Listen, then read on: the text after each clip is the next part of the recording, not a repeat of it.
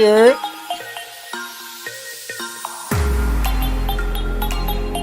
What's up, chat?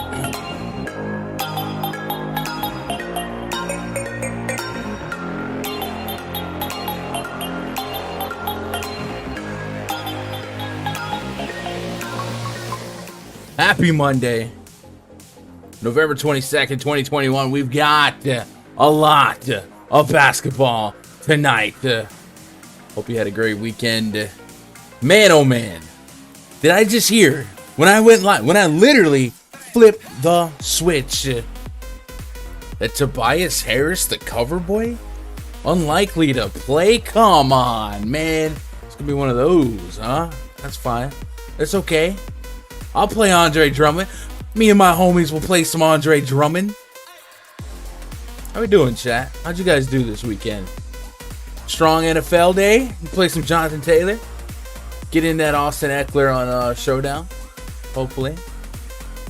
I am definitely on time. I definitely have all my screens up, ready to go. I'm definitely not stalling.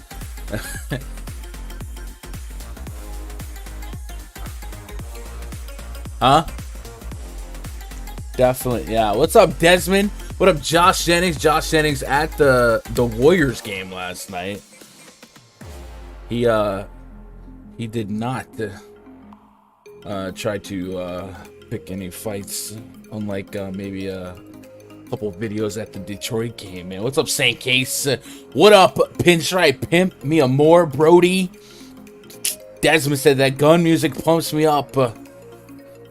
Probably sitting there dancing with a bang in hand. So I'll tell you what, funny story about the bang as I'm getting these screens going. What up, E Made It Happen? What up, Smeezy? What up, GS Luke? GPP went on Friday evening. Let's go. Okay.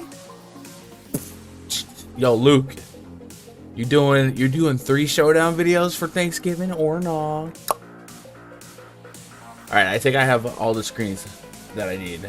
So let's tone the music down. Slow fade. Slow fade. Yeah. Yeah.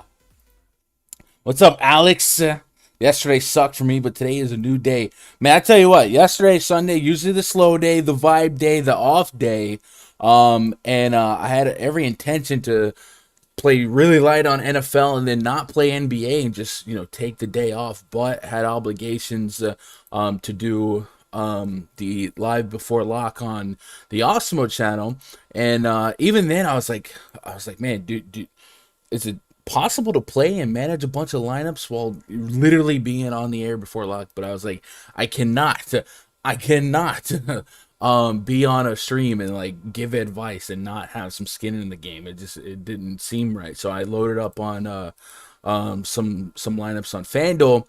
And then, played what I said I was. I was going to load up on Anthony Davis. That worked wonders. And we had ourselves a really strong night. I think I had 5 lineups in the top 100. Was in the top 10 for a little bit. But managed with a couple of top 50 finishes. So we flipped profit last night. Not bad for an expected day off. And I'll take it. I will take it. So hopefully you guys either had a strong NBA night, a strong NFL Sunday. I know the chalk was it was tough.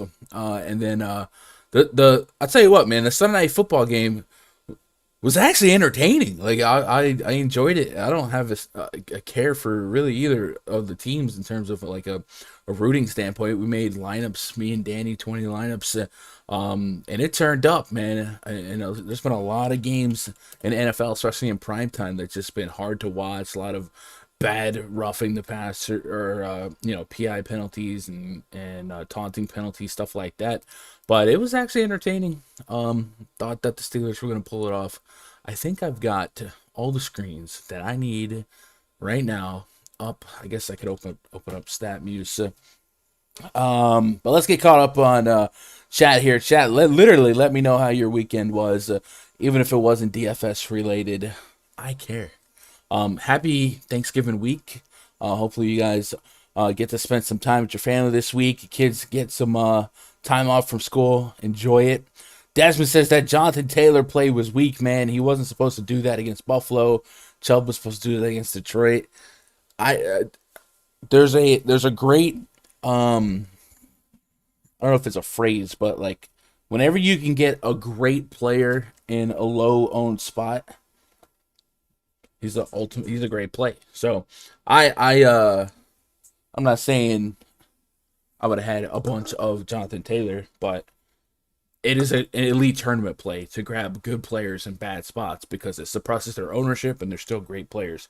Chat, over the weekend, I bought 2 cases of Bang. My Instacart shopper brought me caffeine-free Bang, which what even is that? So I just ordered some from DoorDash and they brought it and it was like room temperature. So my love made me a cup with some ice and I had to pour it in the cup. So you're gonna see me sipping on a cup, but I promise you it ain't water, it ain't nothing but Bang in a cup with glass. So I don't know. I felt like you guys should know that. I didn't want to be off brand. We're still drinking Bang. Um, let's see. Well, Steelers almost came through. Yeah, that was wild. The defense was a nuts turnaround there at the end. What up, Obi-Wan? What up, Encore? OG Crypto? Go Bengals, Who Dey? Let's go. I saw Chad Ocho Cinco Johnson was there. What up, Mike Bay? Um, they're shady in the chat. All right, so I've got to. So they sent canned Kool-Aid. I don't know, man. It tastes like it has a weird taste to it, and I remember saying years like I love the black cherry vanilla. That's my favorite flavor. And I remember saying, dude, even if this didn't have caffeine, I would like it. It tastes good. It's not the same. I don't know. I don't know what the difference is. Like it can't just be that has no caffeine. It just doesn't taste the same. What up, JC? What y'all think about the Island Boys? Oh no. Yeah. What up, Chronic? Chronic dropping a like. All right, chat. Let me get I'm gonna bring in Shady. Shady has a fun weekend, so let's start the call with Shady. Shady, hello. We'll bring him in. You guys know Shady. That's our 20-year Air Force vet, um, who has been crushing it. Crushing it. What's up? What's up? You got your cam on? Yep, I do. Well, I don't right now, but I am. Oh, Yep. okay. Let me pop your screen open, and then we will add you. Oh, there you go. You're on the screen. Yeah. Bam. Yeah. What's up? What up, Mike B? Cam Flambang without the caffeine. Oh, what even is that? Literally, what is it? Who is the Sixers play tonight to substitute for Toby? For me, it's more than likely going to be just getting close to that lock button Andre Drummond. I already was thinking about playing him against the Kings because of the Kings. By the way, Kings' new coach fired Luke Walton yesterday, or if you missed that one. Shady, I got your message, and then I got the thing on the phone. Is this a giveaway you want to do now, or like on this stream, or is it? I don't. No, I mean you can, but I'd like I'd like everybody like throughout the week to have the ability to like have Yeah. Thanksgiving for free. So Okay. All right. All right. Okay. So Shady sent me money, guys, for to sponsor some VIP week passes. So I guess well I'll at least for sure I intended to give away one on this stream anyway. So at 100 likes we'll do the giveaway. But shout out to Shady. Shady had himself a sweat on Saturday. And I was waking up late in the afternoon, saw it. I can tell the base of the story. I'm not big on college football, but he was first place in the college football tournament, 50K about halftime. If you guys have been playing DFS, first place is like the last place you want to be with so much PMR left. And then he started surviving, right? He got to the 2 minute morning essentially of the slate and he was in first place and he didn't need to fade a whole lot, but he only needed to fade one thing and that one thing effing happened. Shady, what was it? It was the quarterback threw the yeah, busted coverage touchdown. yeah, Kenny Pickett for Pittsburgh, that he literally all he had to do was basically throw it to get a first down, and he threw it, and the UVA player ended up blowing coverage, and the guy took it to the house. And he gave Kenny Pickett his 300-yard bonus, and basically, eh, it's the breaks, man. Them's the breaks, man. It's DFS, dude. Like It you is. what you I picking, I you don't wipe know. yourself off, and you just move on. So yeah, instead of 50, it was a 35K swing, 15K, you still take it. But that just sucks. Like I said, first place. Like if I'm ever in first place early in the night or whatever, I remember like last year I was out eating steaks and I was first place in the 100K, and people were blowing me up, and I was like, guys, it's been 2 quarters. I'm not gonna win. Like the last place I want to be right now is in first. Like any tournament I win is usually in the final minutes of the fourth quarter, and that's kind of what happened. But you got so close, like you were just shaking everybody off with a stick. Oh, 35K on a Yeah, busted. I dodged a bunch of bullets, man. Like throughout that. I mean, if you think about it, like I pretty much was first place for the entire like time period of the late games Yeah. because I had the guy that was going to put me over, and then for the most part I just had to, it was just a waiting game. So but yeah, it is what it is, man. Like I don't I don't brush that I don't bring it over or anything like that. It's just it's part of DFS, man. What can you do? We have 10 games of NBA basketball tonight. A couple of double-digit point spreads to weed our way through. Is a couple of notable absences already. Via underdog, I'll give you the recap here. SGA questionable.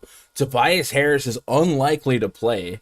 Bogdan Bogdanovic questionable. Kevin Porter Jr. questionable. Devontae Graham questionable. The Time Lord, Robert Williams, is probable.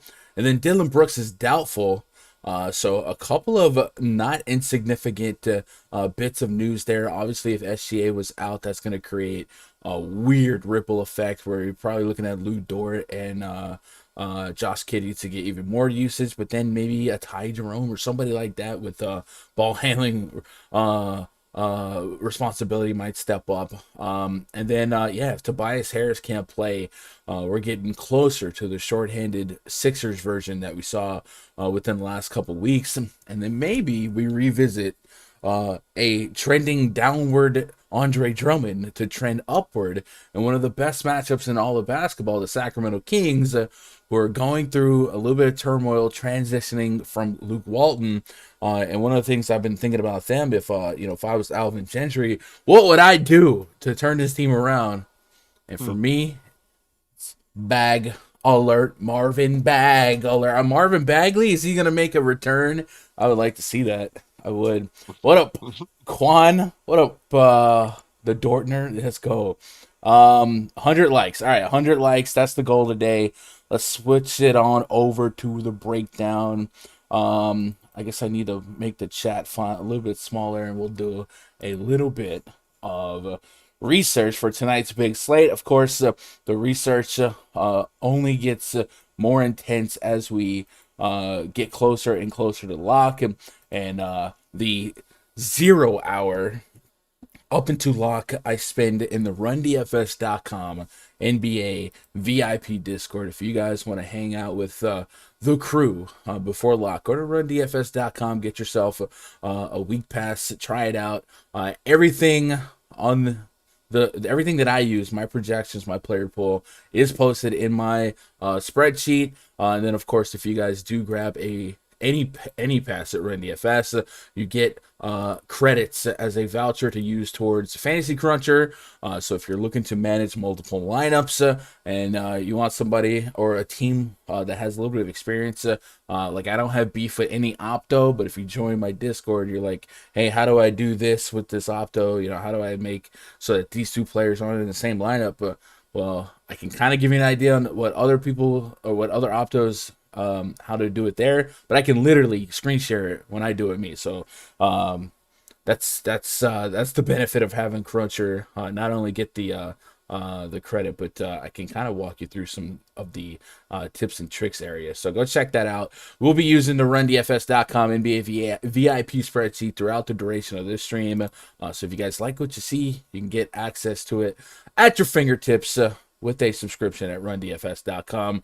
I added Team DVP to the index portal. Just so and convenience aesthetic. We've had those tabs forever, but just something to add it. Ultimately, the index portal is something I like for users to be able to look at and not have to do a whole lot more work outside of that. Same with baseball. So I figured we add that. My boy Pav, one of our European Vipers, asked if we could make that happen. I told him it'd probably be 2 weeks, but we'll put it on the list and we got it done. What's up, Crispy? The Discord wouldn't work for me all week. I was blowed.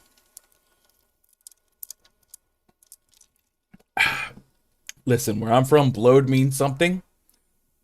And I don't know if it means what you think it means and I think it means. So I'm just going to let that one chill. Run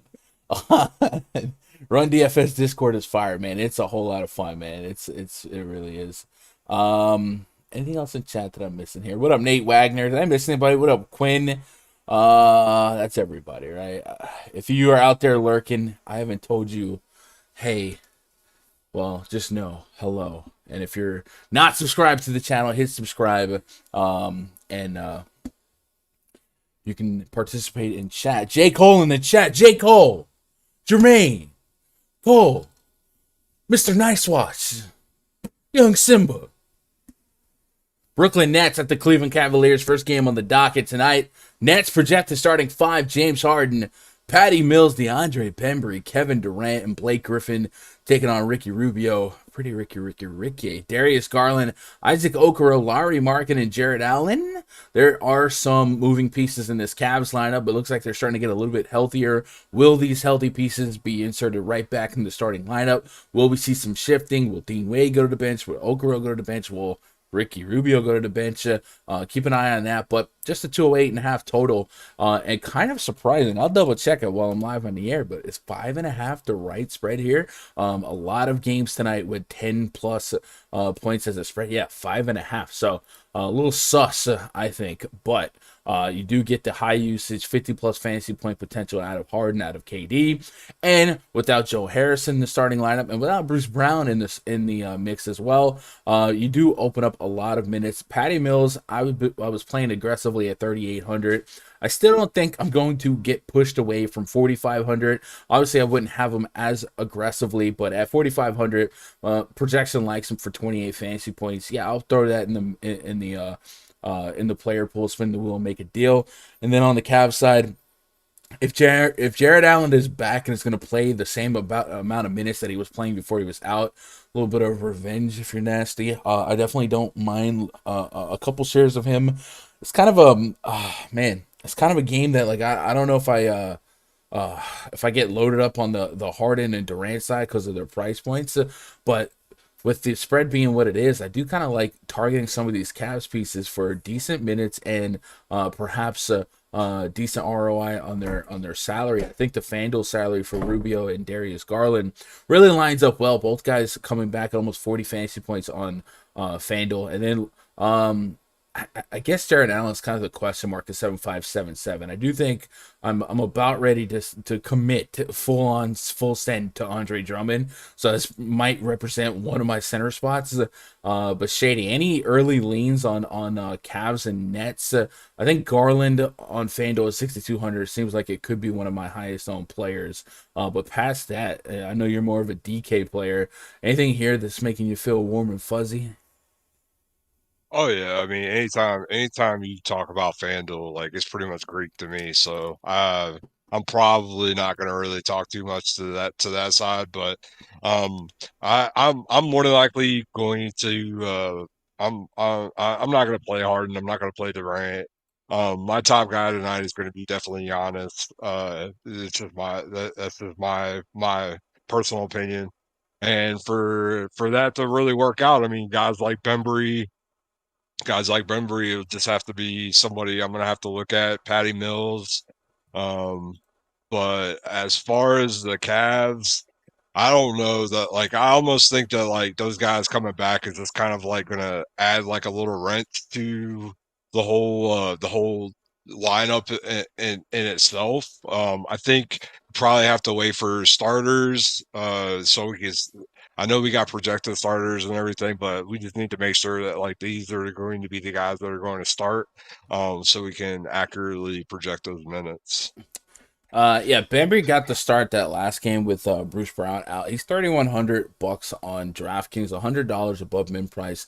That gives you a big chip in a chair. So if he fell into a solid game against the Cavs, I definitely could see that sprinkling into my player pool. The Nets are such an odd build from a fantasy standpoint, where it's so top heavy on Harden and KD, and then you just feel like there's enough room that one more guy gets in there and thrives. And if the Cavs go back to playing as big as they did before these injuries, I do think Blake Griffin, LaMarcus Aldridge, they have plenty of opportunity to kind of pay off their salary points. So I don't mind those guys either. Chad, do you guys got any strong leans? I like this game a lot on FanDuel. For both sides, right? I think Harden and KD on FanDuel price points are going to be really easy to get to. Big slate, 20 teams. There's going to be tons of value. So if you believe in Harden to pick up some extra usage with Joe Harris out, I definitely think this is a matchup that he could thrive in. One of the things about James Harden's last game, that game against the Magic where KD was out, Harden got 20 free throws, and that had been a part of his game that had been really removed due to the new foul rules.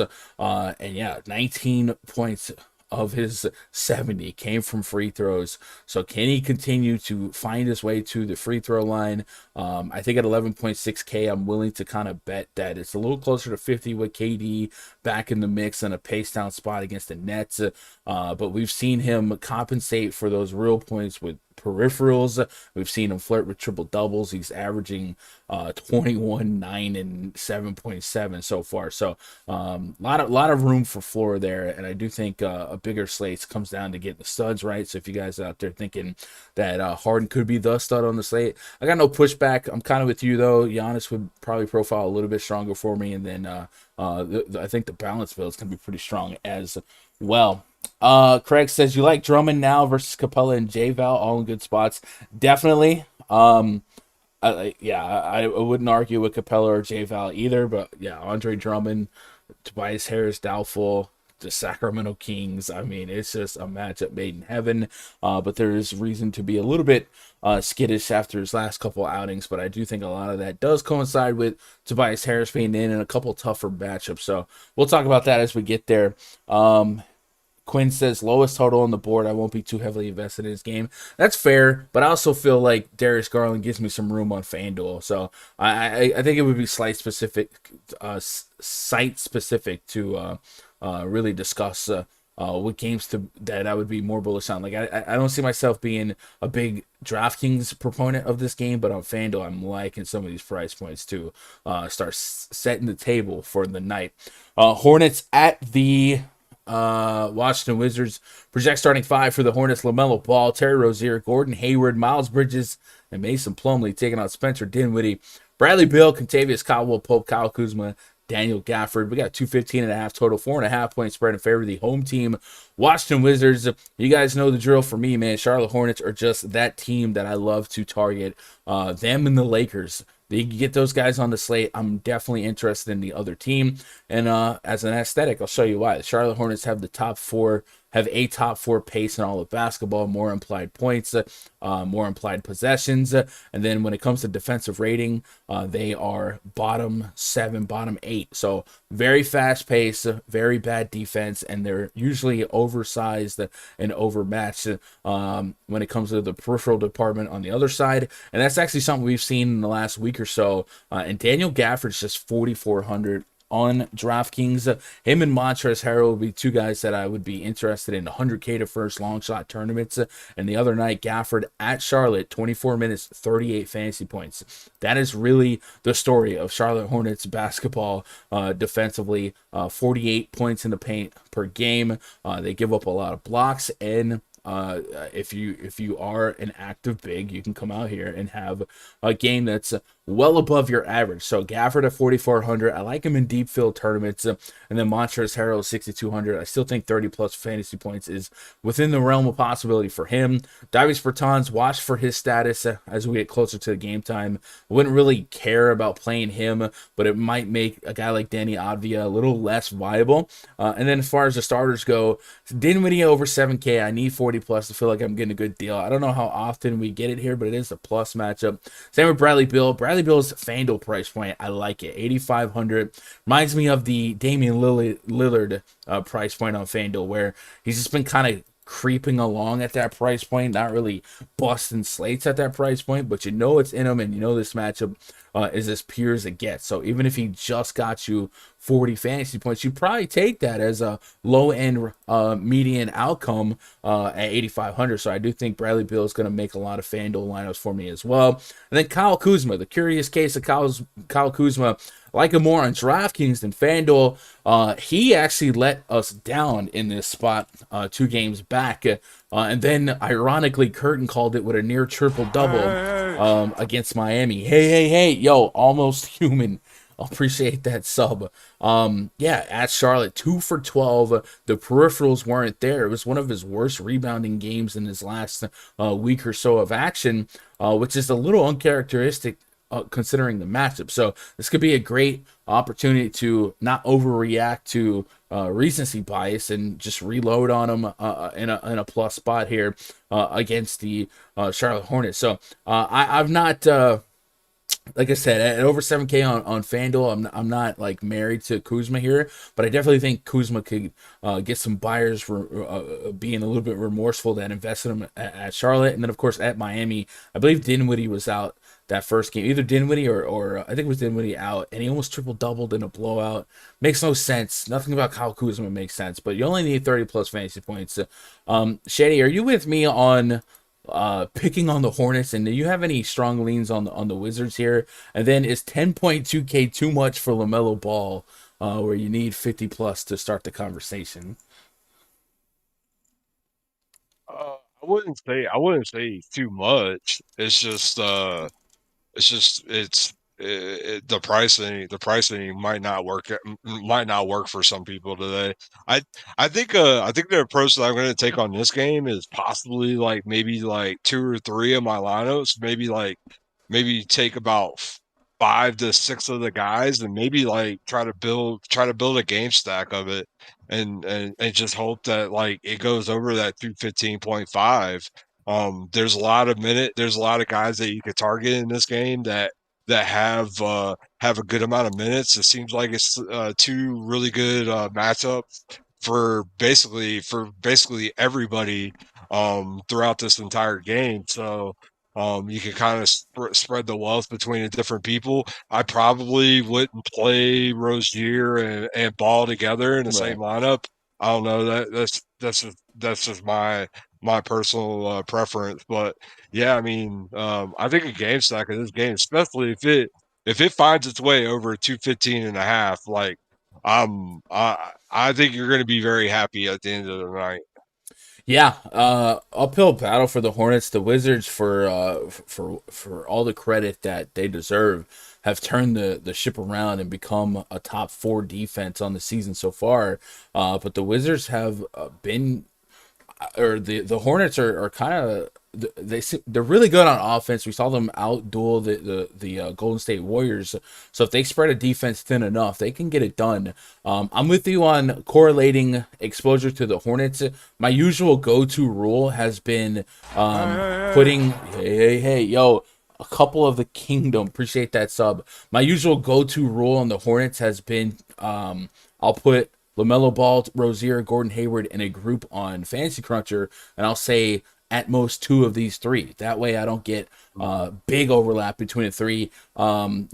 Rozier, Hayward, and LaMelo. I'd rather just have 2 or 3. I don't feel like they have coexisting ceilings, at least not at these prices. And a lot of time, Right. I just end up with Melo and Hayward, and Rozier ends up being the odd man out. Mason Plumlee's 4,500. Don't mind looking at him as a potential value play. I do think point per minute potential for him is in the cards. 28 minutes on that. I'm getting back about a point per minute, a little bit less. So would make the mix for me. And then Miles Bridges, 8,200 exactly on both sides. Minutes, and when he's done playing minutes, he'll play some more minutes. 37 minutes. Can I get a little bit over a point per minute to get me a soft 40, and then maybe a little bit of upside for 50 plus? I think that's possible, but not something I'm jamming in there. But yeah, I like Hornets games quite a bit. You could definitely sell me on Beal on Fanduel, Kuzma, DraftKings, and then Gafford and Montrezl Harrell. Both of them on DraftKings have a role where they can both kind of pay off, but maybe that's another correlated rule that I'll have is I'll put both those guys in a player pool for 100, 150 lineups, and I'll kind of tell it, hey, don't have both these guys in the same lineup, even though I like both their prices. I just want to really key in on ceiling. If you guys have listened to any of my content in the last week, you know, depending on the slate size is where is how I decide what I'm going to focus on. On the shorter slates, like yesterday, 4-game slate, I weight floor a lot higher. Give me the raw points. On a slate like this, you got to sell out for ceiling because that's what it's going to take to win a tournament, 400 plus points. So I don't really care about the 3,800 20 bombs, the 4,500 25s. I want 30s, man. I want upside from my value plays, and I want big raw points from my 8Ks and above. So as long as Bradley Beal starts me off at 40, and I know I got some room for upside, I'm very, very much in love with that FanDuel price point. Let's get caught up on chat before we move on. Damron says this needs to be a State of Wrestling podcast with Shady and I. I mean, I'll give y'all the platform. It won't be on this show, but I'll give you the channel. We definitely have a lot of overlap between DFS players and wrestling fanatics. You'd be surprised, man. Like, there's so many people that I did not know that were wrestling fans that are in the DFS community. We're It's all, it's I mean, insane. yeah. Obviously, I mean, you know my background, so I, Yeah. Oh I, yeah. I'm about it. That's how I really got into online media. It was a wrestling podcast when I was 16. That podcast is still going, by the way. Awesome. Shout out to Talk Impact Radio. I'm not on it anymore, but I started it. Oklahoma City Thunder at the Atlanta Hawks. Project starting 5 for the Thunder. SGA, maybe Lou Dort, Josh Giddey, Darius Baisley, Derek Favors up against Trae Young, Bogdan Bogdanovic, Kevin Huerter, John Collins, and Clint Capella. We got a 212.5 total, an 11.5 point spread in favor of the home team Atlanta Hawks. SGA questionable, so I'm gonna go get caught up on the news on SGA. Not quite sure what we're dealing with, so I'm gonna use NBC Sports Edge and their injury news and notes and see what the problem is. SGA is dealing with a right ankle sprain. He has been in a slump recently, and the ankle injury may have something to do with it. Should he not be able to play Monday night? Josh Giddey and Ty Jerome are the players most likely to receive a boost. Giddey's the one to watch. So that's from the NBC Sports Edge depth chart page. Yeah, if SGA can't go, we're in a weird spot because the spread already kind of opens up the door for this to be a little lopsided, and we don't want to play the blowout game on a big slate like this, but we do appreciate that the Oklahoma City Thunder are, as is, one of the worst offenses in all of basketball. They might be the worst. Let's open up that team metrics chart in the RunDFS.com VIP spreadsheet. And yeah, OKC is the second worst offensive efficiency in all of basketball, 99.3 points per 100 possessions with a minus 7.4 net rating. I think we would all agree that SGA is their best player. So without SGA, are they an even worse offense than an already horrendous offense? It's possible. So it does raise some flags here, and that, of course, would kind of make it a little bit more flimsier to rely on players from this game. So something to think about. When I do target the Hawks, it has been through the point guard to be exact. So if we do pick up ball handling duties for a guy like Ty Jerome, who is really, really cheap. We've seen him have some solid fantasy points games in years past. We saw Lou Dort, Josh Giddey be really, really strong this year. Lou Dort in years past has played a ton of minutes in a scenario like this. I don't know. We've also saw like Theo Maledon. I don't think is he with like the Pistons now? I think Maledon, or is he still there? Theo No, Maledon. Oh, he's still no, on no, OKC. he's still on there. Yep. Okay, I just assumed that he was one of the. That was Diallo that went to the Pistons. I'm racist. Yes. Yeah. Um, Yeah. You learned about him last night. Bro, I was in a single entry. Someone played him at 0.2%. I was like, what psycho does that? What the freak? And it worked. He won it. No, it's like, man, I wish. So yeah, if SGA's down, it definitely spikes some potential value usage here, but we are dealing with a potential upward slope here. Atlanta Hawks, front court, Clint Capella, 7,500 on FanDuel, 7,600 on DK. We've already heard a couple of you guys discuss the upside, the floor here at Capella. It's massive. Thunder allow over 6 blocks a game. They are horrendous in the rebounding. A 22% offensive rebound rate. They've had kind of a carousel in their front court with rotating centers in and out. Derek Favors, Jeremiah Robinson, Earl. But no matter which way you slice it, they have been one of the worst teams in all of basketball to the front court power forward center position, probably heavily correlated with how bad they are offensively. So I definitely like Capella for being over a point per minute here. It's just, do we get fourth quarter run out of them? I don't want to scare people off of blowouts, but it definitely is a spot for Capella to explode. If he got 24 minutes like he did against the aforementioned Charlotte Hornets, he still has 40 plus fantasy point potential. So the sky is the limit here. Did not play against OKC yet this season, but yeah, 50 plus fantasy points is a realistic range of outcome against the OKC Thunder, and really everyone on the Hawks is in play. Kevin Huerter, in the absence of DeAndre Hunter, is another guy kind of like Patty Mills. He's priced to a point that appreciates his volatility, where he can get you mid-low 20s, but there's still some meat on the bone considering the matchup, considering the shot volume here. And if Bogdanovich ends up being closer to out than in, it would make him even a stronger play and maybe rise the stock of guys like Cam Reddish, and maybe Danilo Gallinari continues to have strong games. Bogdanovich is dealing with a right quad contusion. After dealing with a nagging ankle issue last week, Bogdanovich is now on the injury report due to a quad contusion. Should he either be limited or sidelined for this game, that would free up additionally. Okay, so that's from Sports Edge as well. Shady, Clint Capella at 7,500, 7,600. You're a DraftKings guy. For me, this feels like a slate where my util might be center exclusive only. Is Capella a strong ownership play for you? Like, you expect to have a lot of exposure to him, or how are you playing this one? I guess it just depends on how much Drummond I really want to play. For the most part.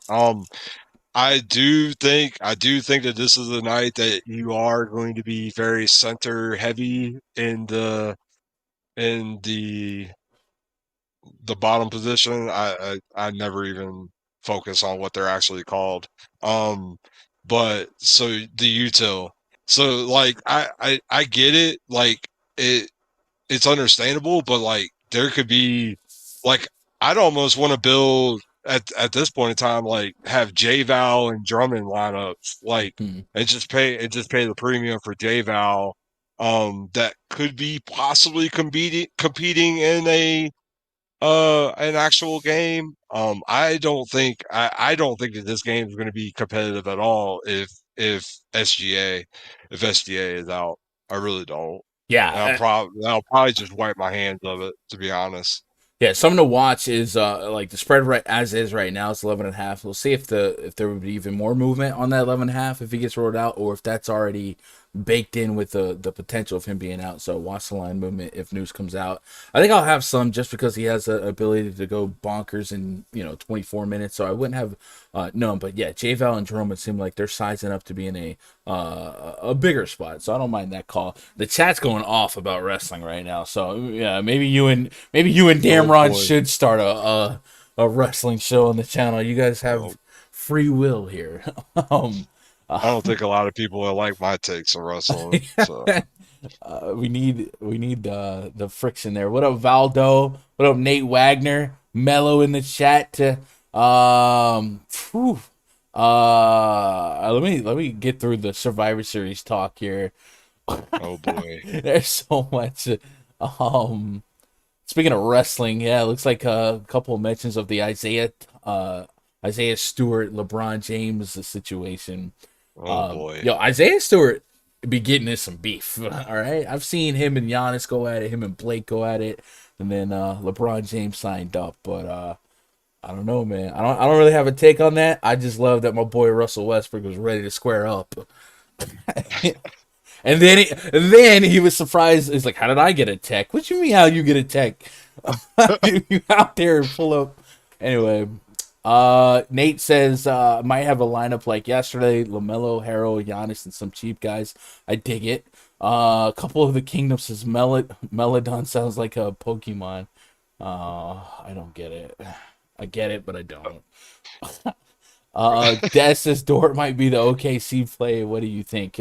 Yeah, I think Dort would be the de facto guy that a lot of people go to. He's already been rising up. He's second on the team in points per game. And then, of course, if you give him extra minutes, you give him extra scoring responsibility, absolutely feels like at 5,100, even in a lopsided game, wouldn't really push back on getting to him. And like I said, I do like attacking the Hawks through the guard position rather than the front court. So I absolutely would be all about some Lou Dort at 5,100. Wouldn't be less than a tier 2, potentially a tier 1 based on SGA news. So I don't have any pushback on that at all. Look what Gilbert Arenas. I saw what Gilbert Arenas said. Well, I'll be honest. It was too long, didn't read. I saw that he was saying stuff, and I made it like 2 sentences in. I was like, nope, we are not reading all of that. Guess that's why his nickname is Beef Stew. Beef. What up, Jordan? Westbrook can't hit a shot, but he'll hit somebody. Come on, buddy. What up, Mike B? Gun getter a puppy already? Relax. Chat. It can't go a week without puppy. Oh, yeah. Babe, what are you doing? Celtics hosting the Rockets. I can't do it. Rockets project starting 5. Kevin Porter Jr., Jalen Green, Jayshawn Tate, Daniel Tyson, Christian Wood. Taking on Marcus Smart, Jaylen Brown, Jason Tatum, and Al Horford. And also the Time Lord, Robert Williams. We got 213.5 total, 11.5 point spread in favor of the home team Boston Celtics. Rockets are the only team with a worse offensive efficiency than the aforementioned Oklahoma City Thunder. KPJ did find his name on the injury report. If we pull up the Q tag on him, get to the bottom of it, he is dealing with a left thigh contusion. He has missed Houston's last 2 games due to the thigh contusion, but there's a chance he returns Monday night. Eric Gordon is starting in KPG's place, with Jalen Green serving as the starting lineup's primary playmaker. All right, so someone to watch there. If KPJ can go, he'll be here, and he's 6K on Fanduel, 59 on DK. I like that price, just based on his potential minutes and responsibility. If he's out, not really that strong on any of the Rockets, really. They've been running a pretty deep rotation, all things considered, and Christian Wood is somebody that I want to believe in, but today's center seems so strong that I don't need to get too flips. Okay, but things behind the camera right now that might get me banned. Stop. Yeah. On the Jesus H. On the Celtics side of words. On the Celtics side, Jaylen Brown's back in the mix. He's 9,600 on DK. It kind of cannibalizes the potential usage and price point floor to ceiling ratio on Jason Tatum, and then of course Dennis Schroeder's in the mix as well, and I feel like I could finally go back to my ways of not really playing the Celtics. And in the last week or two, I've really found myself loading up on Jason Tatum quite a bit, Horford in the right spot, and there's been games without Brown, without Robert Williams, and I've just been able to bake that much more usage and expectation from those guys. I feel like now that they're full strength, now that we have a double-digit point spread and a flimsy Rockets team, I feel like this might be one of those X out games for me. But if KPJ did play, I probably would allow him to be in the player pool. Do you have any staggering differences of opinion than me on this game, Shady? No, this game is kind of the same as the last game. I'm just not going to. These guys are priced up for I I really don't know how like Jaylen Brown is 90. Is he really 90? I didn't even notice that. Is he really 9,600 on DraftKings? Yeah, on DK. However, 8,300, $1,300 difference in price over on FanDuel. So Yeah. I mean, a lot of FanDuel sometimes they do get kind of softer on guys that are out for an extended amount of time. And then when they come back, like that's how they'll price them. But yeah, I mean, it just doesn't. It's almost the same. It almost seems like it's uh the same precedence to like the last game. Like if if all these guys are in, like they're just going, they should dominate they should dominate Houston, and right, Houston has shown no efficiency whatsoever on the offensive side. it's bad. So like it's off, like it's bad watching their games, man. Like It's watching tough. any of them. The Yeah, only person I could think of that I would show like somewhat of interest, and it's just because like I almost think that he's going to play a ton of minutes in this game, is Eric Gordon off the bench. yeah, maybe. I'm on the fence. Like on DraftKings at 5K, I mean that's right there where Lou Dort is, and I think I snap call Right. that. But if KPJ was out, and you start game scripting how this game starts staying close, yeah, Gordon, Jalen Green, guys like that. One name that might be interesting that does get lost in the sauce is maybe Marcus Smart. I don't have a high level of confidence in it because I don't expect him to be involved in the offense almost at all. But the Rockets are, I believe, leading the league in steals per game allowed and also allowing 6.3 blocks per game. So some of these defensive minded guys like a Horford, like a Marcus Smart that are averaging a lot of blocks and steals, maybe they pick up some extra peripherals in that department and maybe adds to their fantasy point projection. My soft projections, at least on a FanDuel standpoint, are it is okay with Jaylen Brown exposure. I got him for almost 41 fantasy points on 34 minutes. I like the matchup. Jaylen Brown or Jason Tatum becomes a little bit expendable. Didn't get to that 50 fantasy point threshold at either price point or either site in their 10K price points. So I think Jaylen Brown sticks out the most for me, and that's coming with a FanDuel state of mind. And then Al Horford mentioned those potential defensive peripheral standing out. I wouldn't mind a little bit of that, but I think with Robert Williams back in the mix, 7+K Al Horford with Jaylen Brown back in the mix, I think Jaylen Brown's the only guy on FanDuel that gives me any kind of warm and fuzzy. So that's probably where I start and finish, just because how big this slate is. I don't need that Celtic volatility in my life. Let's get caught up on chat before we move on. What up, Juan? I like Juan says I like PG of Phil and PG for Orlando. Okay, so Tyrese Maxey and potentially Jalen Suggs. Yep. I'm with that. Tobias out. Wow, had 100%. Yeah, J. Cole. I love Tobias so much last night that I gave him the cover. What is this? The swirly pop? Yeah, it tastes All right. like pear soup. Like Chat. pear juice. I went to order me some Bang. I told you about He got me some the Bang. lack of caffeine in the Bang that I got, and then I saw something called swirly pop. Nope. You don't like it? Hey, it's all right. I love it. Uh-uh. You don't like it? Yeah. You don't like good things. Yeah, maybe not. Any Sengun? Probably not Sengun. I don't think I get to any of the Rockets, even the fringe plays. Like today, the risky value has to have even less risk than usual, just because there's so much of it. So just like obscure guys like that. Oh man, that was really It's not. it's the position of some of these guys Oh, that like Chris. really that Yeah. really like takes me off of them. Like somebody like I love Sengun. Like I love playing him on some occasions, and this would be probably a great position for me to actually play him because like if I'm projecting for a blowout. Yeah. But at the same time, like, am I going to play him or am I going to play freaking J Val or Drummond? Like,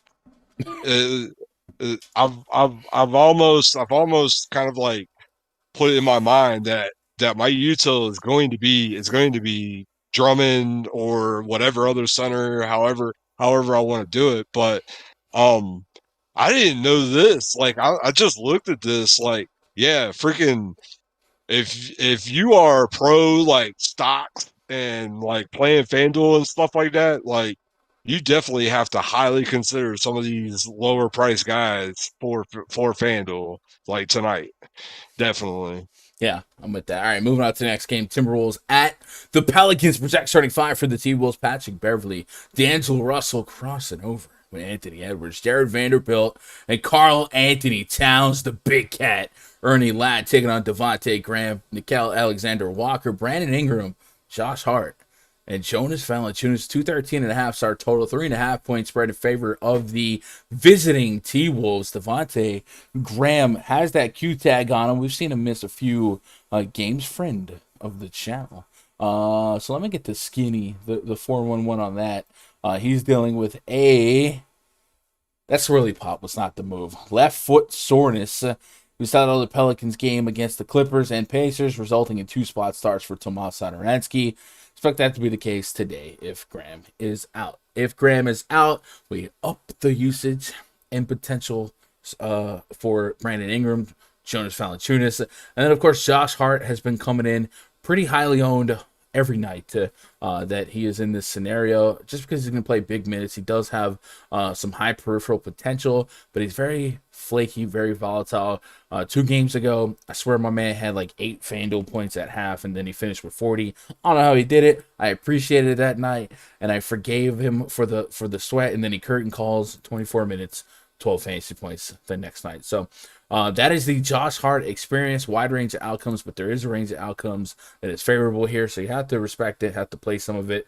But yeah, without Graham, it's going to be Ingram, J-Val for me. Let's go use the on-off court tool from NBA Wowie. If you guys want this, exclamation point AMF in the chat. It's a free tool. They have a paid version as well, and that's the version I have. If you guys want to use it, I definitely recommend it. They have a incredible rotation tool. Some of you guys might know or use Popcorn Machine. They have it like that. I think I prefer how easy it is to navigate here, but it is user preference. So let's put up the Pelicans. Let's put it from this season. Let's go October 19th. And what we're going to do is we're going to put Ingram, J-Val on, and we're going to take Devontae Graham off just to see what kind of numbers it spits back. Give you guys one, an example on how to use this, and 2, just some numbers to work with here. So Ingram, J-Val on, Devontae Graham off. Pelicans, I believe, have 4 wins on the season, maybe 3, something like that. They're struggling. They got to turn it around. It's got to be happening quick. Just 84 minutes of sample size. In those minutes, J-Val and Ingram both share about a 28% usage rate, a little over a fantasy point per minute. J-Val being 1.22 fantasy points per minute. We like the defensive stylings of Karl Anthony Towns, and we like picking on this T-Wolves front court. So definitely would have no pushback against J-Val. He's only 8K on FanDuel. I think the FanDuel center spot is going to make me sweat because there's a lot of really, really good center-only guys today. J-Val, Capella, Drummond. Those are guys that could easily be 50-plus fantasy point contributors tonight. So will be something to think about, meditate on. And then Brandon Ingram, it's under 8K on both sides. You know 40-plus fantasy points is possible for him. I like the fact that it's just a 3.5 point spread here. It makes me like... there is a viable game stack potential here, but I do think when it comes to the T-Wolves, I usually do 2 of the big 3, no more than 2 of the big 3, that being D-Russ, Edwards, and Cat. And then when it comes to the Pelicans, I don't really set any specific rules, but maybe if Devontae Graham gets ruled out, I'll start correlating who and who. Starting with the T-Wolves side, Patrick Beverly's 5K on both sides. I need 30 fantasy points to feel like I'm getting a good deal. It's kind of where he's been living. Hit or miss by a couple of points lately. But do you have Do you have any favorite plays from this game? It sounds like JVal is going to be one of those centers that you have to really govern with your exposures to. No, I definitely like D. Russ and Anthony Edwards. Depending on how it plays out, how much salary I have will determine how much I have of them. I'm kind of I was kind of high. I was kind of high on Cat today. At that price, but I might have to. I really have to like prioritize other guys now over him, and just kind of, especially at lower salaries. I prefer JVal over Cat, so that's the big thing for me.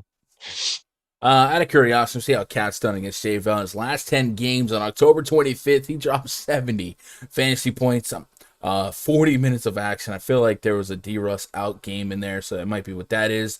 And then prior to that, a bunch of strong per minute games. So, yeah, I do think you can kind of spin this game several different ways and easily point out which simulation has this guy doing well, has this guy doing well.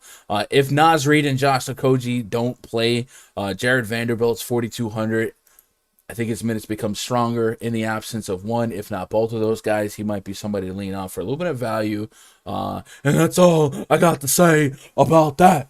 ABG says they were feeding JVL last game, but he wasn't knocking them down. If they do, the same here is big time boomer bust. Yeah, and then, of course, we love the JVL over half a 3 in a game bet brought to you every slate by PrizePicks.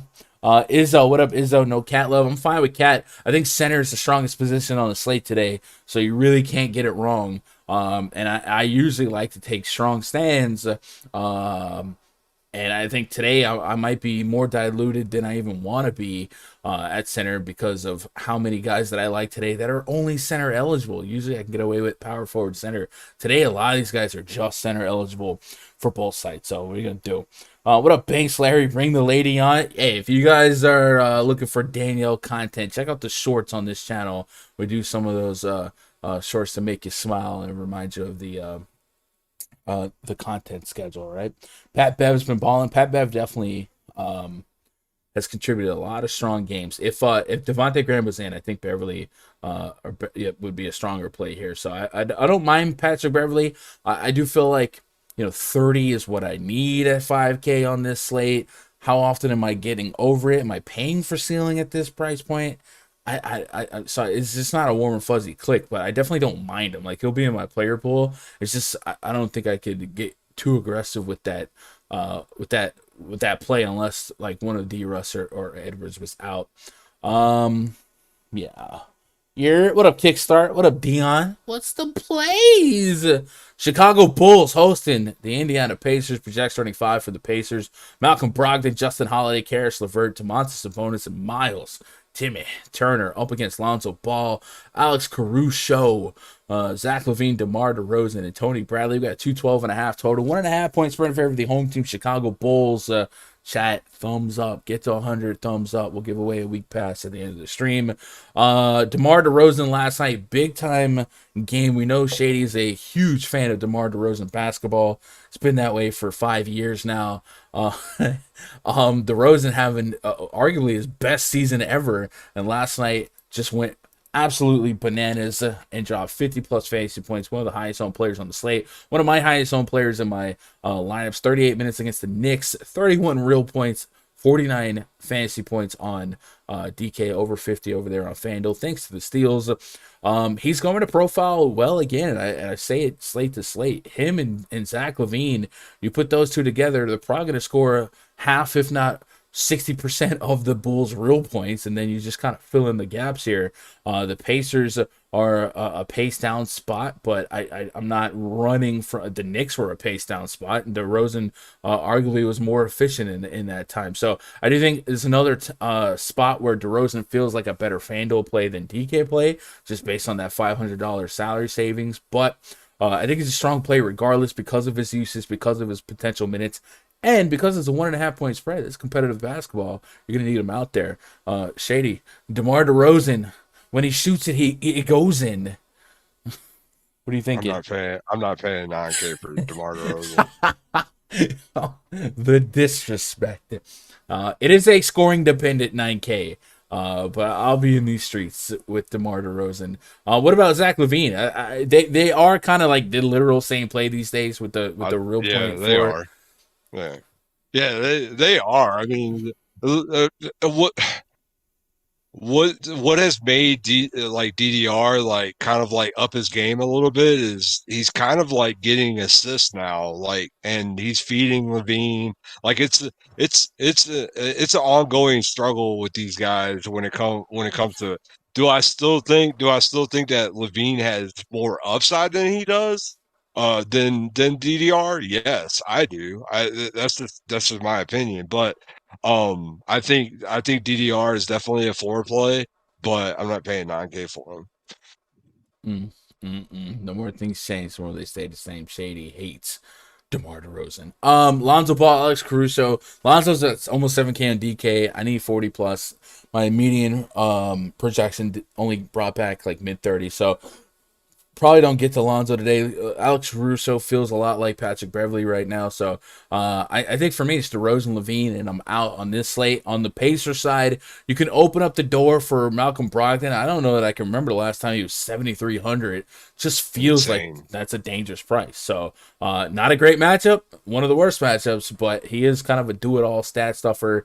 20 plus real points a game and a couple of peripherals to boot. Where we really like to pick on the Chicago Bulls is the front court. Because of their lack of size, because Vucevic is out, they've been porous on the rebound side, and you just let DVP tell the story. Power forward center is really where the red starts kicking in and the green goes away. So Sabonis and Miles Turner have a case here. Both of them, of course, like we said, centers so stacked today. Both of them probably have to go above and beyond. But Sabonis on the south side of 9K, we know there's going to be some potential games at that number that's going to pay off soon. And you could almost bank on a double-double here. And at 8,700 on DK, how often can we get to 50 plus? I think it's, a decent percentage of time, but it's nothing I'm going to kind of jam in. Do you have intentions to get to any of these Pacers players? And I don't know if you're running 20 lineups, but how aggressive or not are you on some of these Pacers players? Because the price points are really nice individually. Like, I don't think they all coexist ceiling wise, but 73 Brogdon, 6K Levert, 87 Sabonis. Like, there's absolutely ranges of outcomes for a couple of these guys to thrive together, but definitely individually, it's hard to see that this game is a 1 point spread and you give them 106 points. That somebody's not getting there. Who kind of sticks out to you? With all those guys, I think from a lineup build perspective, because I love the 7,300 price tag. I love the 8,700 price tag. I love this, like, I love all those price tags. But I also have to think about the rest of my freaking lineup as well. So for me, if I was to play these guys, it would probably be like max two. And I just, for me, it'd be either Brogdon Levert, Brogdon Sabonis, Brogdon Turner, and then like maybe a lineup with like Levert and Sabonis if Levert can get some ball handling duties out there. But that's probably the only thing that I'm going to actually work towards. I like that. So we'll set player groups on Fantasy Cruncher and say no more than two Pacers. I definitely think that Brogdon price feels a little too soft, but it is a tough matchup. It's a tough matchup. I get Chat. it. Yeah, I definitely get that. 160 plus of the realest DFS OGs and all of YouTube hanging out, and they become even realer and more OGer just by hitting that thumbs up. You guys out there lurking, it's free. Hit that thumbs up. If you're not subscribed, hit subscribe. Jump in chat, participate in the conversation, and have some fun with us, man. We don't buy. I'm trying to get to 6K subs by January 1. I don't think it's gonna happen unless I just go crazy with content. So I'm thinking about it because what's important: hitting my goals and getting 500 subs in 5 weeks, or just not hitting my goals and being mundane. So I don't know. I'm thinking about going nuts with the content in the next month just to soak up as much subs as possible and say I hit my goal. So if you guys want to help me out, hit that red subscribe button and get us one sub closer to 6K. 100 likes, we'll give away a free week pass. 130 likes, I'll chug an entire bottle of water, start to finish, in 8 seconds. How about that? We can do it. It really boggles my mind sometimes. Like I get it. Like people are so upset with like people like going after likes and all this other stuff. But like literally all of these people in the community are providing you content for free. For free. The least that you can do is go in there and hit a freaking button, and all you are is hitting a freaking thumbs up button. It's like very simple, and it's it is the one thing that you could do to give back to the person that's basically providing you all of this for free. So I'm off my pedestal right now, but it like really there's 160 people watching right now, and there's only 60 likes. Like, how do you not have? Are you lazy? Like, I don't understand it. Orlando Magic at the Milwaukee Bucks. Daddy about to come after y'all. All right. If you want, that's a 20-year military veteran, bro. I don't want to make Shady mad. Jalen Suggs, Michael Mulder, Franz Wagner, Wendell Carter, and Mo Bamba. He's got hoes calling. Taking on Drew Holiday, Grayson Allen, Chris Middleton, Giannis Antetokounmpo, and Bobby Portis. We got 217.5 as our total. 13-point spread in favor of the home team, Milwaukee Bucks. This is projected to get ugly fast, and I'm talking quasi-Italian. What was that? Magic without Cole Anthony, Jalen Suggs, the guy that a lot of people leaned on last slate. He did all right. Mr. RJ Hampton has entered the chat, and he had a strong game for fantasy sakes. And a lot of people got excited, especially Orlando Magic fans, of the thought of Hampton and Suggs together on the court. And they're not going to get that. They're going to get Mulder on the case. So let's go pull up the Orlando Magic minute rotation from this run it back game and kind of show you how things played out, and maybe we can chase these minutes and chase the type of production that we saw from game one. Jalen Suggs played 25 minutes, and then in the fourth quarter they threw in the towel, and it was Mulder, it was RJ Hampton, and a lot of Hampton's big fantasy contributions came in that oh my god, that swirl pop, Jesus H. That was not, no, never again am I only had a sip. So yeah, fourth quarter really created a lot of potential problems in this game. If you faded RJ Hampton, I think he was in a winning lineup. Made sense though, no Cole Anthony. I talked about him in the pre-lock, but it was really the garbage time that kind of bailed him out. He wasn't really that involved in the game before then. But yeah, if this game stayed closer, maybe Jalen Suggs at 5K, we're looking for 30-plus fantasy points. That's right about where I got him. So I think this game really comes down to where do you project or how do you project the Magic to perform. If you think they get smoked by the world champions at home, then you would probably be in agreement with the spread. And then it's kind of a really sticky game to walk around. Luckily, on the Fanduel side, I don't feel like I'm getting forced into playing uncomfortable plays here. 6K for Jalen Suggs seems fair, and they even juiced up RJ Hampton to 5,300, so I don't feel overly pressured to get to these Magic here.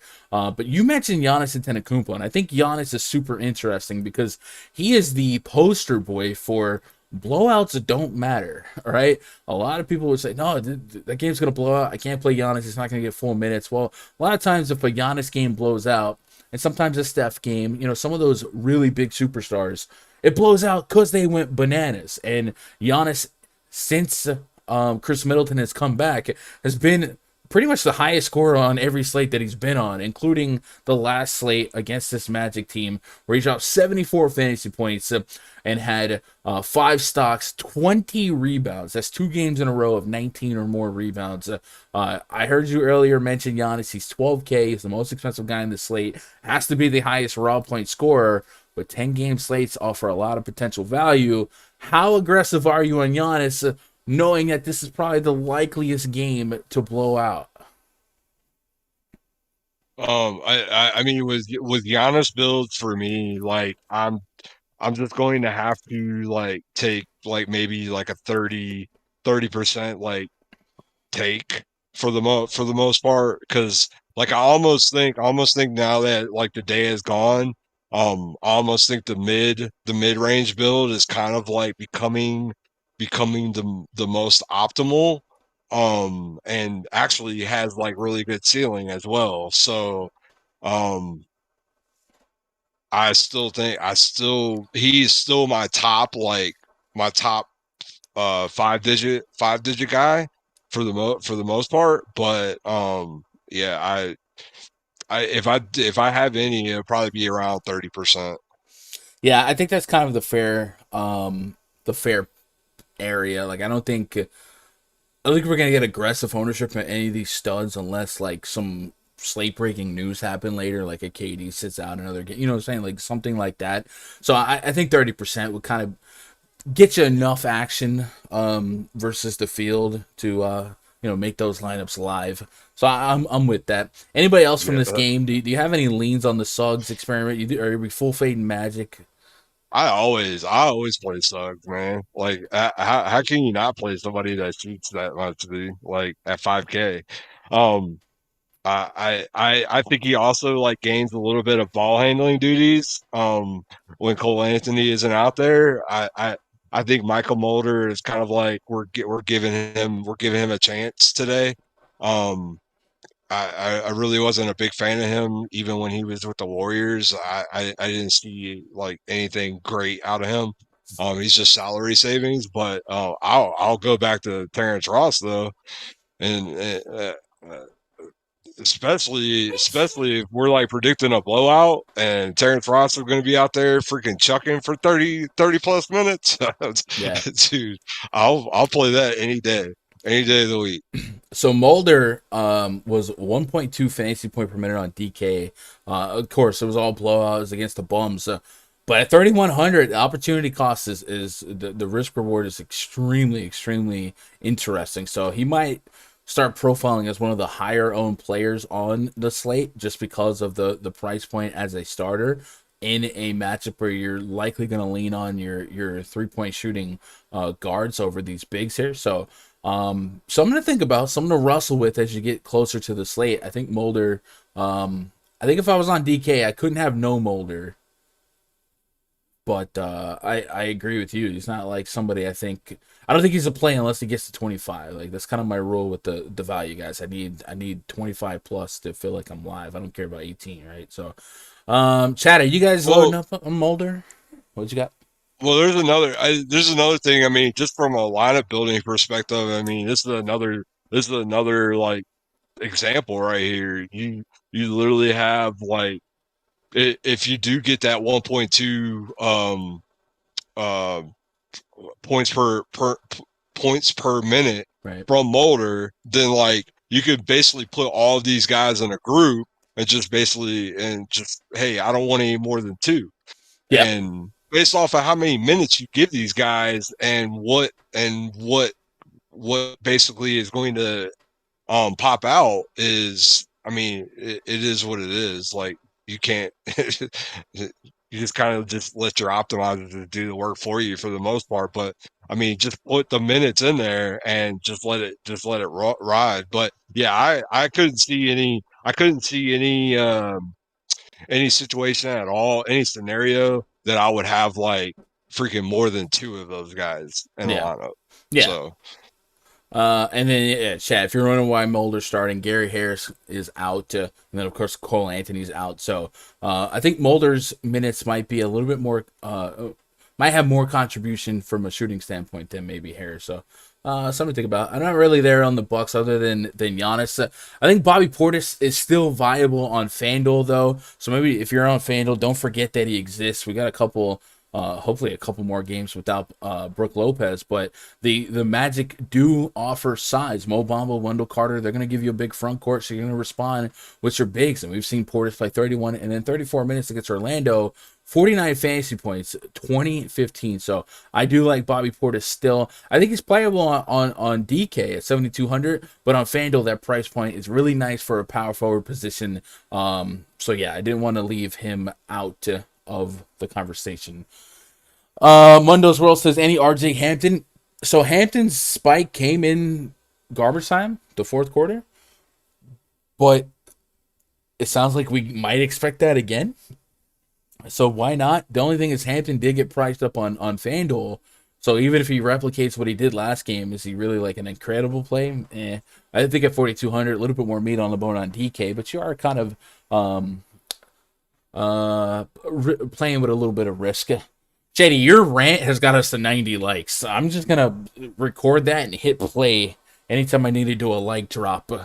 We went from like 50 likes to like, that's crazy. Let's go. Appreciate y'all. You were like an angry dad yelling at us. It was great.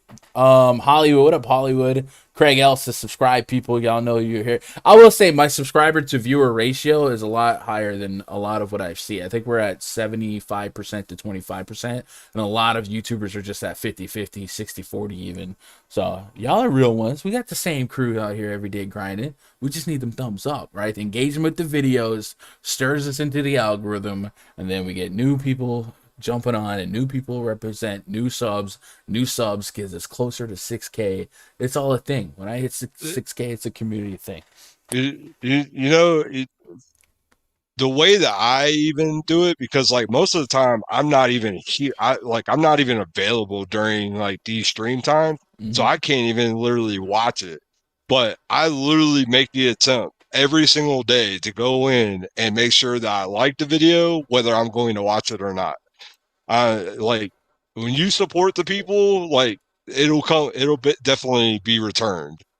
So yes, sir. I appreciate that. Hey, guys, we get to 9 more likes. We're going to do a giveaway, a week pass for RunDFS.com VIP subscription. Shady sponsored a bunch in the Thanksgiving spirit. So shout out to Shady for that. It seems like every giveaway we're going to have this week is thanks to Shady. So shout out to Shady. Phoenix Suns at the San Antonio Spurs. Next game on the docket. Chris Paul, Devin Booker, Mikal Bridges, Jay Crowder, DeAndre Ayton taking on DeJounte Murray, Derek White, Devin Vassell, Keldon Johnson, and Jakob Poeltl. Am I not Poeltl enough for the Poeltl Club? 221.5 is our total? 5.5 point spread? Is that right? That's a high total. I feel like I might have wrote that wrong. That's crazy. That's a big total. That's a big total. No, you're not reading it wrong. I know. Okay. Well, so yeah, a lot of implied points here. In comparison to the rest of the slate, you see it 221. I guess Memphis and Utah is at 221 as well, but that's a double-digit spread. So Phoenix is giving us a 220 plus total. Something to think harder about. Usually I don't go crazy with Suns games, but I guess when you think about their pace and their Phoenix is running the third fastest pace in basketball. They're very efficient offensively, and the Spurs are going to have to play catch up here. So I definitely don't mind now attacking this game. Chris Paul, Devin Booker, two guys that kind of stand out on DraftKings at the 8K price range. And the DeAndre Ayton has crept into the 7Ks on DraftKings.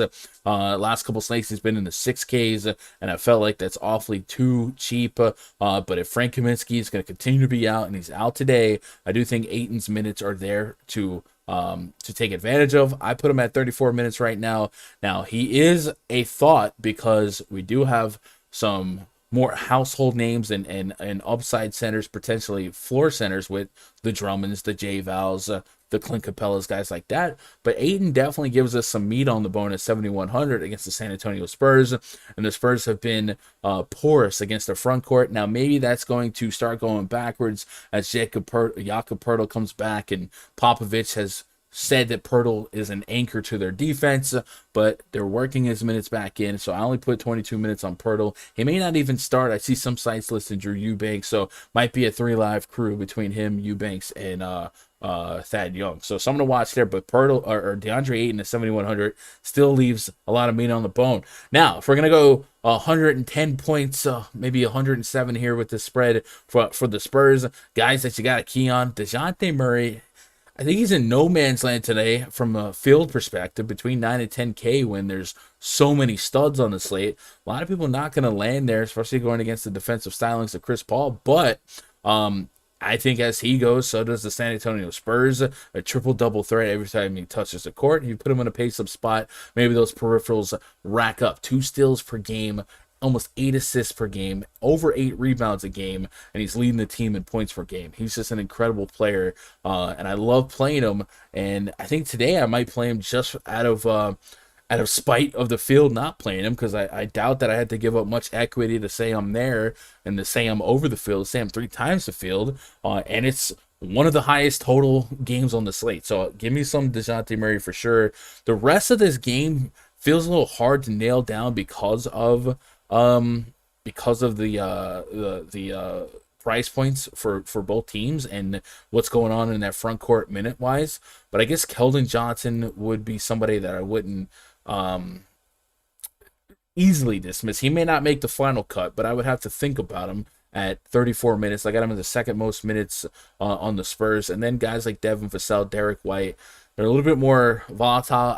I usually play Derek White a decent bit, but this does feel a lot like the Ja Morant, Dylan Brooks, Desmond Bane lineup, where it's gonna be volatile to get the 2A and 2B right, but usually the 1A, the Ja Morant or the Murray are the guy I lean on. So do you have strong leans here for a pace this fast and a total this high?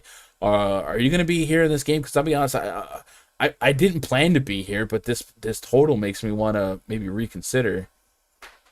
It's definitely not a secret over the industry. Like, I watched probably about 4 pods, or listened to 4 pods, Mm-hmm. throughout the day. So like, if people are trying to stack this game, like, you're not doing anything that's a secret. Now, is it going to probably be minimal ownership wise, like as far as the game stack? Probably, because I mean, you're talking about the Suns against the Spurs. Like, Spurs do not highlight as a team that you go in thinking that, hey, I'm going to do a game stack. So as far as players are concerned, I think some of the cheaper guys, that I know in the past you have been pretty adamant on playing, is like, I was really like, you said Derek White at the end there or whatever, but like, Mm-hmm. I mean, I'm perfectly fine with that 4,900 price tag. Yeah. I think in a competitive game, I really think that, he is cheap enough. He's cheap enough to hit that 30, especially in a competitive game. And like, I CP3 and Devin Booker, I always liked them. And DeJounte Murray, I dude, I love playing him. But I don't know if I'm going to be able to get there today, at that price. But we'll see. If I can, I will, because I think he has massive upside in this game. Yeah. 100%. I think he comes at the risk of maybe sacrificing a 10K plus stud, but he he has that 50 plus point potential, so I don't mind that. We did hit our like goal here, so I'm gonna put a 10-minute timer on the giveaway. So we'll save that. We'll run it. So chat, if you're out there lurking, you're watching, the giveaway code, or the giveaway I started. So 10-minute countdown. All you gotta do is type exclamation point raffle. Is it in the chat? I don't know. Usually Streamlabs will tell you what to do. I didn't see it do it though. Maybe we have a problem. Let me close that. Maybe that's for oh, no, it has started. All right, we'll resume it. My bad. Okay, go. Boom, exclamation point raffle to enter. And then we'll randomly draw one of you guys to win a week pass at rundfs.com. So if you're not subscribed, this would be a good time to hit that sub button and type exclamation point raffle. And then maybe win yourself a week pass at rundfs.com. Memphis Grizzlies at the Utah Jazz. John Morant, Desmond Bain. Kyle, the Andersons got tickets to the game. How'd they get tickets? Did he? Jared Jackson Jr., Steven Adams up against Mike Conley, Donovan Mitchell, Bojan Bogdanovic, Royce O'Neal, Rudy Gobert. We got a 221.5 total. 10.5 point spread in favor of the Utah Jazz. Utah at home is where teams go to die. The Memphis Grizzlies are in a really uphill battle, even more so when you consider the elevation. Haha, it works. Trust me. I'll be honest, I'm probably down and out on all of the Grizzlies here. It would be hashtag DFS for Colin Anderson to come back with a big game, but I'm kind of just going to lazily dismiss them on a grand scheme of 10 games. And just kind of, if I look at this game, it might be at the Utah side. I could see Donovan Mitchell paying off 8-3, 8-5, 40 plus 50 fantasy points here and there against the Grizzlies. And then Rudy Gobert could absolutely have a solid double-double. 15 points, 15 to 20 rebounds, bunch of blocks in there. The Memphis Grizzlies allowing 6.1 blocks per game, and we know Rudy Gobert can get those blocks, averaging almost 2 blocks per game. My soft projection spit back 40 plus fantasy points, almost 48 fantasy points on Fanduel. So he would be a guy that stands out in an already really stacked center position. Are you in agreement with that? Are you playing anyone from the Memphis Grizzlies today? I know this sounds really dumb, but if I play anybody, it'll probably be Tyus Jones. That's really it.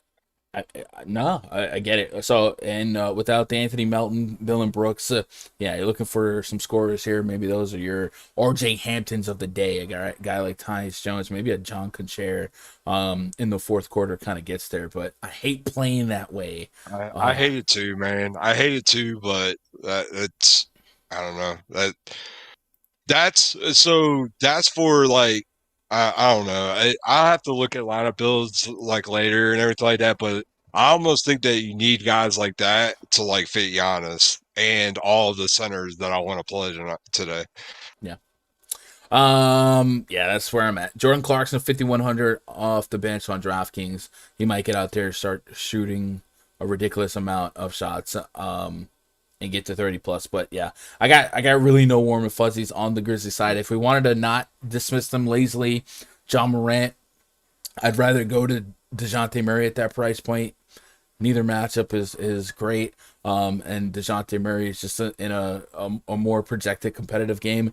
Desmond Bain's at least interesting, right? Kind of Derek White-ish in a way, where we know that if they're going to be any resemblance of close, Desmond Bain's going to take double-digit shot attempts. And if he has 20-plus real points, it's not going to be a shocker at 4,900. So maybe we put Desmond Bain in the mix without Melton. And, yeah. Is Dylan Brooks actually out yet, or is he still questionable? He's doubtful. He's doubtful. Okay, all right. Yeah, I could deal with the Bane stuff then, because he plays like a ton of minutes when freaking those guys are out. Yeah, usage should be there too. We have got one game left on the docket, so let's do a pause for the cause. While you guys soak up those raffles, we have 5 minutes left on the timer. Plenty of time for you guys out there to be like, hey, yo, Gun's giving away a free week pass. Come get it. And then they can come get it, and then you got it, right? It's a Thanksgiving week pass, so no reason not to exclamation point raffle in the chat. Also, no reason not to sign up for PrizePicks.com using code GUNDACKER, exclamation point PrizePicks in the chat. If you sign up using code GUNDACKER, it shows me some love from them. They take care of me. I take care of you. I promise you, them taking care of me helps the free content come out to you guys. So it's all a circle of trust. You want to be in the circle of trust, fucker? Then you should sign up for PrizePicks using code GUNDACKER. And if you do that, we do have a companion tab in the Uh, I feel like a lot of people just looked up thinking I said the F word. Wait, what? It happened? How anticlimactic? Gun finally cursed? No, it's a meet. It's a meet the fuckers. Okay. If you guys are in the RunDFS.com VIP or you win the week pass, we have a companion tab called the Player Props tab. It'll list my projections for Prize Picks fantasy points for players on NBA, and it also split up projected points, rebounds, assists, PRA, 3 points made, all that good stuff. So if you guys want to attack Prize Picks, that's the way a lot of the Vipers do it. And shout out to Logan. I don't know if you've seen him, Shady. Logan's been crushing Prize Picks. I think he's cleared well over $1,000 this weekend, messing with Prize Picks. So a lot of the pre-lock voice chats seem like they're gravitating from DFS discussion to prop hunting, which is cool. I think that's the way the world's going to go as states open up for sports betting. But it is absolutely a great way to simplify your daily your DFS approach. A lot of you guys that maybe feel like the rake is unbeatable, the fields are too sharps on wherever you play, but you don't want to give up the passion that you have researching the slate and watching sports, man. Prize Picks might be that option for you. So check it out. Again, Prize Picks code Gundacker. They will match your first deposit up to $100 if you use code Gundacker. And so if you just want to throw $20 at them, test it out. They'll make that into $40 of playable money. I did just get an email from Prize Picks while I was live. I don't think I'm at liberty to announce it, but just know that they're going to have some really fun promotions this week. And this one specifically is about football on Thursday. So you want to make some Thanksgiving bets. This one's really nice. And it's on the other side of this phone. And I telling you, this is the freest square I've ever seen, ever. So you want to have that account ready for Thursday.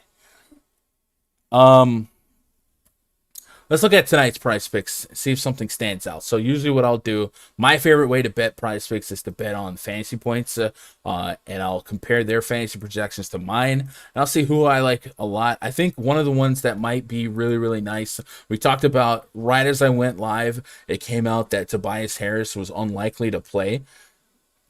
And I thought Drummond against the Kings. Well, it doesn't look like they have a Drummond line out yet, but I would be on Drummond over anything that's 40 or less, and even 45 or less I might be really bullish about. They have Clint Capella at 35 fantasy points. What? Come on, man. Chat. That's actually disrespectful. Clint Capella at 35 fantasy points. It's Fanduel scoring. Blocks and steals are worth so much more. Control F Capella. I got Capella at 40 fantasy points. 5-point differential between me and them. And then who else might stand out? I'm looking through the top here. Rudy Gobert. I got Gobert at 47. What do they have Gobert at to maybe take advantage of? They got Gobert at 40. It's a little 7-point gap there, so I would probably be on that. Anyone else that I really, really, really, really, really liked?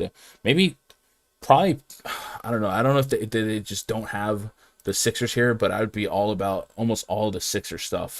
Like Tyrese Maxey, Andre Drummond, guys like that. And then, of course, I wouldn't mind running it back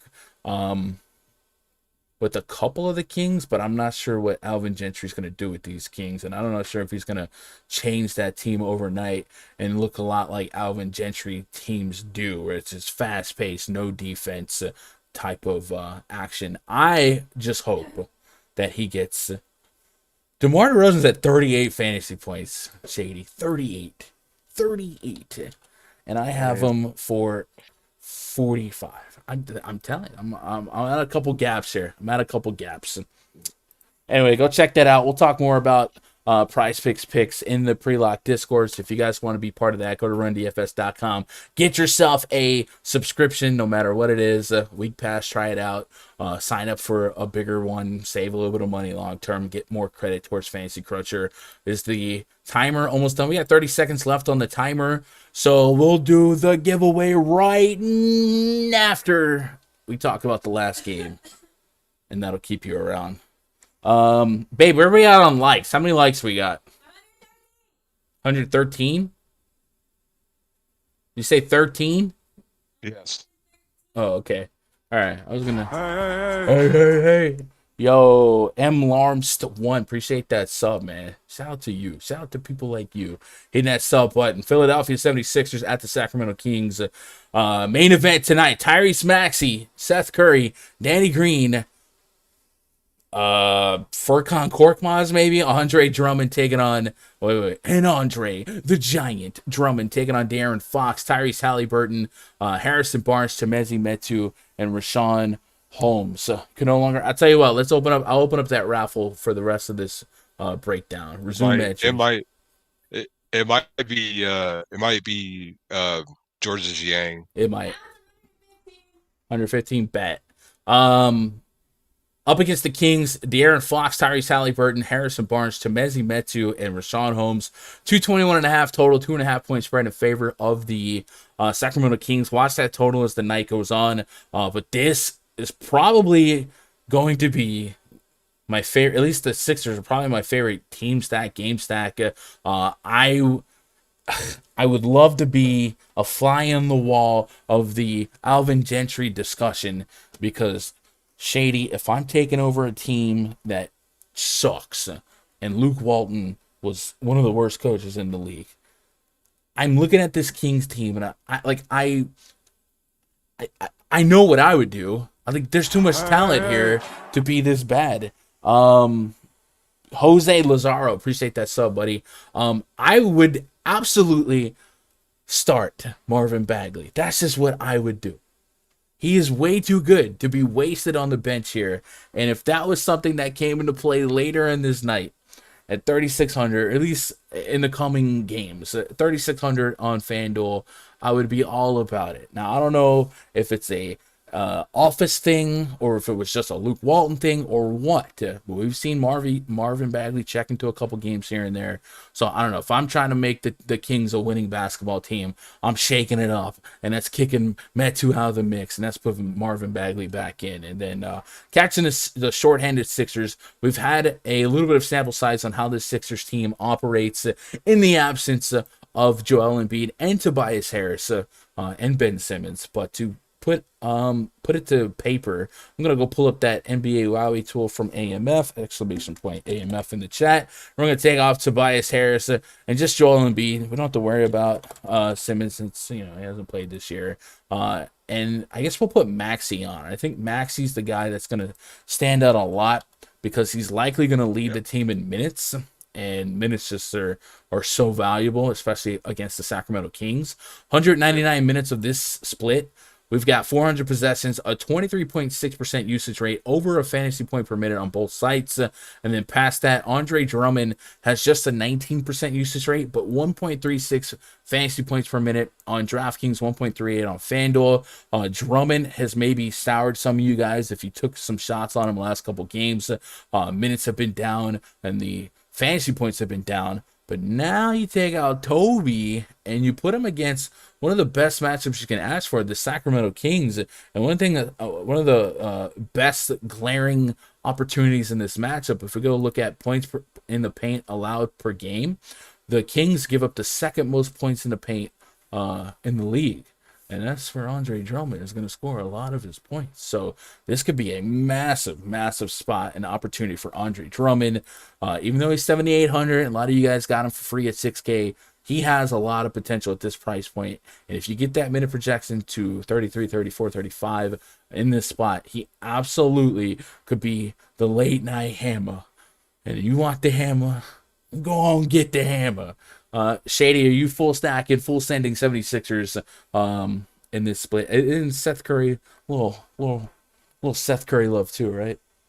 Yeah, that's crazy. That's crazy that he's all the way down to 4,900. I know he's been kind of off lately, but yeah, it's crazy that they knocked his price all the way down. But yeah, I mean, like I've been playing Maxi for a while now. He's been kind of like my late night hammer that's gotten me like over the cast line, and then like the fourth quarter statistics that he puts up just kind of just shoots me up even more. People just don't play him at that price, but like he's literally playing this many minutes, and his production is is ridiculous at that price. Or in the games themselves. Drummond is just going to be the guy. But yeah, I mean, like playing all three of those guys is perfectly fine. And then if I like Niang if he plays, Yeah. but yeah, you had to put that person into the starting lineup, and Well, I mean, he might. he's gonna add the wrench to like everything. He's gonna end up being like him or Danny Green. Will end up like being like what I want Seth Curry to put up.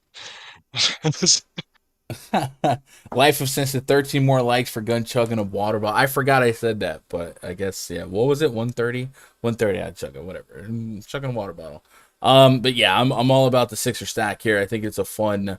I think if this, I'm wondering if the field sticks to it. The back in the day, the West Coast games just didn't pick up as much ownership. But like, I feel like if this game locked at 7 p.m., it would be one of the chalkier games because of the Sixers' opportunity here. So we'll see if they garner a lot of ownership. So one side of this game will definitely be that, but nobody will, like everybody can sit here and they can be like, oh well, yeah, we know what Sacramento is going to do and everything like that. You don't know a damn thing of what Sacramento is going to do. All you can hope is that either everybody that you put in your lineup is going to actually be starting, or they're going to play the freaking massive amount of minutes that Alvin Gentry is going to basically play them. So, like, as of right now, we can project all we want, but nobody knows what's going to happen with Sacramento. Nobody has a clue. Yeah. Is Tyrese Maxey even the best Tyrese to play in this game now? I don't know. Yeah, Halliburton's 5,900 on DraftKings. I like that. And then De'Aaron Fox being under AK on both sides. Definitely got to expect the 76ers defensively to not be great here. I think this game will be offensive minded. It is the highest total, shortest spread on the slate. So yeah, I want to soak up this game. And I love 6,100 Rashawn Holmes. Andre Drummond, he got y'all thinking he played defense because of the blocks and steals. But you can still have big games against them. We saw it earlier this season. So 6,100 on Rashawn Holmes. Spits back a decent projection, 30-plus fantasy points. Again, my center spot, I'm going to sell out for ceiling. So the Drummonds, the J-Vals, the Capellas, even the Ayton, I feel like might have a little bit of room for upside. So maybe a 35 to 40 from Rashawn Holmes isn't as much of a necessity or a priority here, but in some of those lineups where we're fitting in maybe a Harden or Giannis or somebody like that, we got to start cutting some people out the kneecaps, and it would be some of those centers here. But yeah, I think there is a lot of game theory behind what the Kings could do, and maybe as you're progressing through the slate, you guys managing multiple lineups, and you're keeping an eye on some of the pregame pressures. I'm sure Alvin Gentry is going to speak to the media and maybe kind of show his hand a little bit. I am looking for the Marvin Bagley tell, because we know Marvin Bagley just has a lot of fantasy potential if he were to get some opportunity, and I'd be in on that. Anyway, that is our slate. I'm going to try to get you guys out of here in a couple minutes.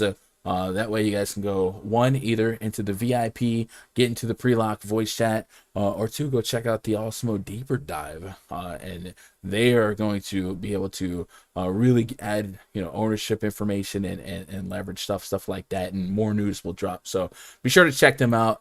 Are we done with the raffles? You guys are all in here. It looks like 36 of you guys have entered. We're going to give away a free week pass. If you win this week pass, the instructions are: one, type your Twitter handle in chat. The bot will say, oh, he typed this, and then DM me on Twitter, twitter.com/Gundacker, with an email that I can assign the week pass to. And then when you go to rundfs.com, you click VIP portal. There will be a link to the spreadsheets, a link to the Discord, and then a link to the avatar. I better not catch you dropping screenshots in my Discord. If it ain't, no, I'm just kidding. But I will poke at you if you ain't got the rundfs.com avatar. Yeah, in the Discord. So yeah, that's the process. So let's pick a winner here. I do appreciate you guys hanging out. Close, pick a winner, and Lorenza rigged. Lorenza, he's actually already a sub, so I guess I'll add a week pass to him. And what do you say, babe? How many likes do we got? If we're at over 120, I'll give another one away. 120. Let's give away. Yep. Let's give another one away. We got Lorenza. I already got you. Next one, Quint. Oh my God, these are already subscribers, man. I'm trying to get new blood in here. Do I give away a third one? I'll cover third one. Obi, there you go. Obi-Wan, who DM'd me on Twitter a couple weeks ago. He took down a single entry. Obi-Wan. So I already have your Twitter handle. Send me an email. We'll get you in there. And I'll have to add a week pass to Quinn and Lorenza. And then Obi, I got you. So congrats. We gave away three of them. Three. Yeah. Okay. So we'll maybe do another one. Tomorrow there's only 4 games. So chat, you guys tell me right now. Do you guys want a 3 p.m. stream or a 4 p.m. stream Eastern? Because there's only 4 games. Only 4. And I think it's like one early game and a bunch of late games. And then Wednesday's the big slate. And then Thursday, there's no games because of Thanksgiving. Then Friday's another big slate. So do you guys want to hang around lollygag for 2 hours on this channel? Or do you want to come in 4 hours? I'm game for whatever. But you guys decide. You're the community. And you guys rocked it today with those thumbs ups and all that stuff. So, yeah. All former shop members. It was Obi in that one too. Anyway, 4 p.m. Everyone says 4. So 4 p.m. Eastern, which would be 3 Central. 4. All right, 4 games. So looks like that's the vote. 4 p.m. Eastern tomorrow, 3 p.m. Central. So we're gonna be an hour later than usual. Just 4 games. Hopefully we have screenshot cities from you guys. If you guys got anything else for me, you know where to find me. Shady, any hot takes or final words to send the people on their way? No, I think somebody asked if I had a hot take for somebody to score 40 points tonight.